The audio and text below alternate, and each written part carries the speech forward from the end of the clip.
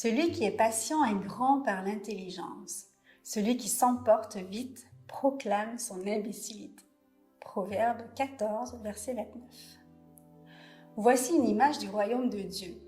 Un homme a jeté la semence en terre. Après quoi, de jour et de nuit, qu'il dorme ou se lève, la graine pousse et se développe sans qu'il ait à y voir. D'elle-même, la terre donne le fruit. D'abord apparaît l'herbe, puis l'épi, puis le blé plein d'épis. Et quand c'est bon à récolter, on y lance la faux. L'heure de la moisson est arrivée. Marc 4, versets 26 à 29. Le terme traduit par « patient » dans ce proverbe du roi Salomon veut dire littéralement « long de narine ». Et celui qui s'emporte vite se dit littéralement « celui qui est court de souffle ».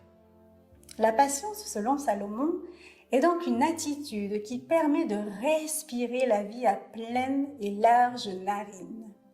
L'impatience, son contraire, est liée à un souffle trop court, donc trop rapide et superficiel.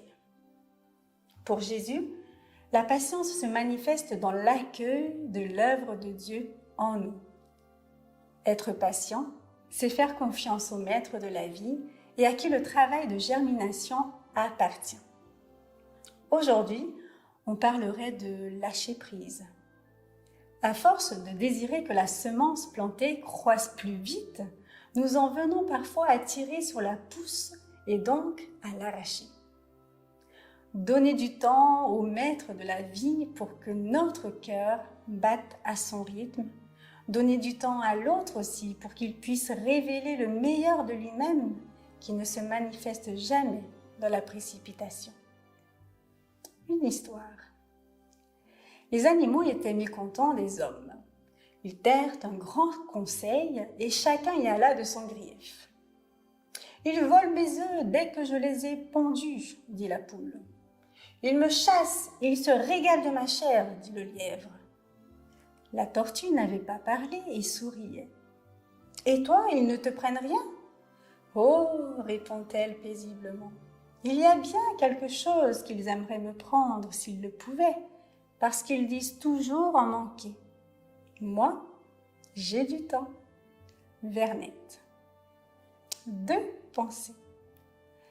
Celui qui ne se repose pas fatigue les autres. Vernette.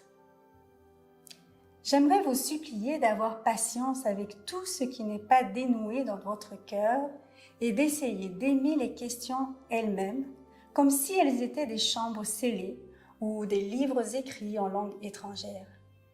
Ne cherchez pas les réponses qui ne pourraient maintenant vous être données parce que vous seriez incapable de les vivre.